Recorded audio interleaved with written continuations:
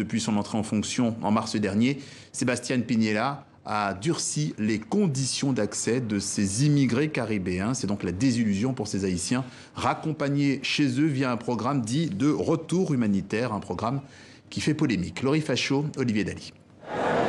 Des affiches qui semblent presque cyniques. Elles souhaitent un bon voyage aux Haïtiens, un bon retour au pays. Je rentre en Haïti parce que c'est difficile pour moi de trouver du travail. C'est pour cela que je m'en vais. Le Chili était devenu le nouvel Eldorado des Haïtiens. Ces 2 dernières années, près de 170 000 d'entre eux avaient choisi de s'installer dans ce petit pays d'Amérique latine pour sa bonne santé économique. Nous ne faisons que répondre à une demande humanitaire.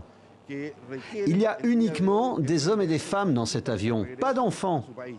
Toutes ces personnes ont demandé à rentrer chez elles, puisqu'elles n'ont pas pu accomplir leur rêve, celui de trouver une vie meilleure au Chili. D'après un sondage de l'Institut CADEM, 85% des Chiliens approuvent les mesures du gouvernement.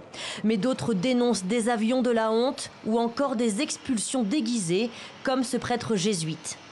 Je pense que c'est un échec parce que c'est une mesure un petit peu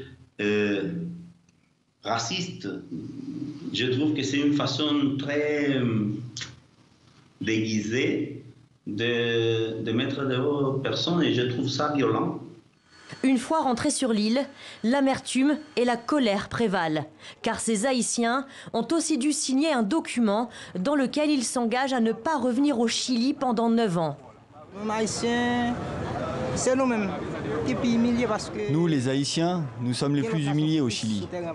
Il y a d'autres étrangers là-bas, mais c'est nous que l'on met dans des avions. Haïti n'est pas un bon pays. Son gouvernement non plus. Si je me sentais plus en sécurité dans mon pays, je n'aurais jamais dépensé 3 000 $ pour aller au Chili. Je serais resté ici. Ce lundi, un autre avion en provenance de Santiago du Chili devrait atterrir à Port-au-Prince avec à son bord 170 ressortissants haïtiens.